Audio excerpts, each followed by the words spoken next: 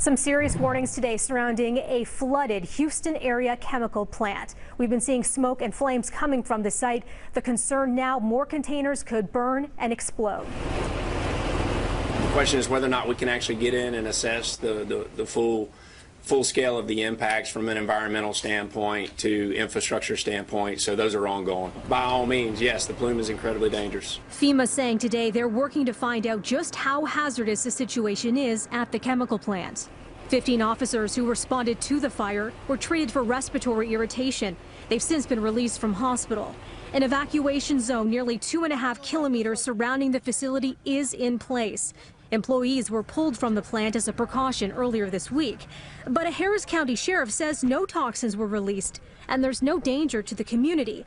The plant produces organic peroxides used for making things like pharmaceuticals and construction materials.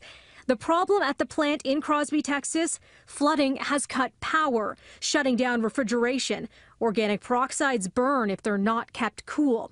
In a statement, the company says, "We have communicated with the public the potential for product to explode and cause intense fire.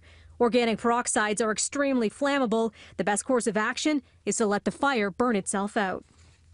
Check out this Google satellite image map of the chemical plant. It is in Crosby, Texas, and all week long we've been talking about flooding in the Houston area. Just to give you an idea of just how widespread that flooding is, let's have a look at Houston.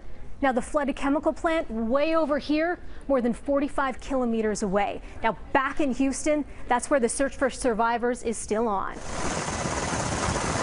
Houston firefighters beginning the long process of going door to door as part of their rescue and now also recovery effort. The focus will be on areas that have been under roughly a meter or more of water. The search could take weeks.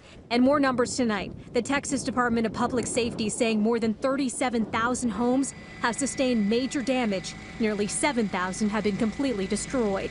And the Colonial Pipeline, which supplies nearly 40% of gasoline to the south, it's shutting down in Harvey's wake. Harvey's now downgraded to a tropical depression, but areas around the U.S. Gulf Coast and even north of that, not out of the woods yet. The National Weather Service saying there's still a high risk of flash flooding through to Friday morning.